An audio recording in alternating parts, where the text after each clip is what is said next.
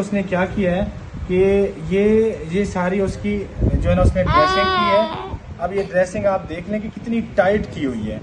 اب اس ٹائٹ ہونے کی وجہ سے اور یہ جو پھٹے اس نے رکھے ہیں نا, یہ جو پیمانے اس نے رکھے ہیں, یہ پیمانے اتنے اس نے ٹائٹ کیے ہیں ہڈی کے ارد گرد کہ اس کی جو خون والی سپلائی ہے یہ دیکھیں اس نے ساری کمپرومائز کر دی ہے. السلام علیکم, میں ڈاکٹر محمد بستین.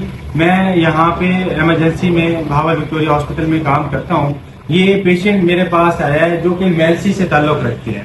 اب اس بچے کا 3 دن پہلے ایکسیڈنٹ ہوا ہے, گرا ہے, جس سے اس کی بازو کی ہڈی ٹوٹ گئی ہے.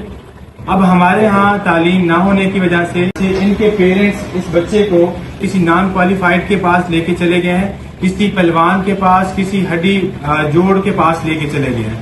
اب اس نے اس کے ساتھ زیادتی کیا کی ہے کہ اس کی جہاں پہ ہڈی ٹوٹی ہوئی تھی وہاں پر اس نے یہ جو پیمانے ہیں توڑ کے وہاں رکھ دیے ہیں اور اس کو بڑا ٹائٹلی اس نے باندھ دی ہے.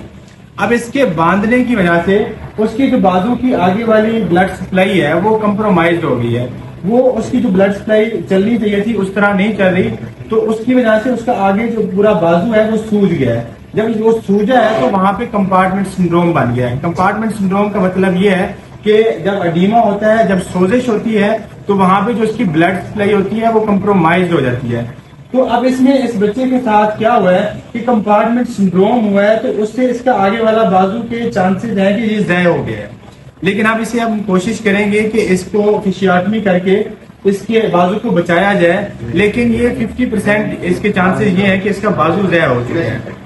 تو یہ ایک ویڈیو اس لیے بنا رہے ہیں تاکہ آپ لوگوں تک یہ میسج پہنچ سکے کہ اگر آپ کا کوئی پیارا کسی ایکسیڈنٹ میں اس کی ہڈی ٹوٹ جاتی ہے تو آپ بجائے کسی نان کوالیفائڈ کے پاس, کسی پہلوان کے پاس, کسی ہڈی جوڑ کے پاس چلے جائیں جس کو یہ نہیں پتا ہوتا کہ اس جو ٹوٹی ہوئی ہڈی ہے اس کا کیا کرنا چاہیے, اس کو کس طرف لے کے جانا چاہیے, اس کا ٹریٹمنٹ کیا ہے.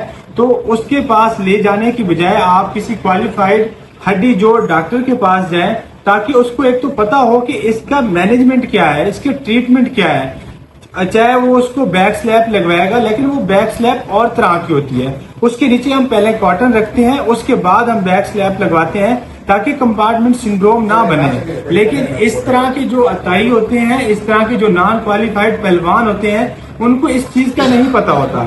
ان کو بس یہ ہوتا ہے کہ ہڈی ایک اپنی جگہ پہ آ جائے اور وہ جڑ جائے, لیکن ان کو یہ نہیں پتا ہوتا کہ اس کے ساتھ اس کی ویسلز بھی پڑی ہیں, خون والی نالیاں بھی پڑی ہیں, اور دوسری اس کے ساتھ نروز بھی پڑی ہیں.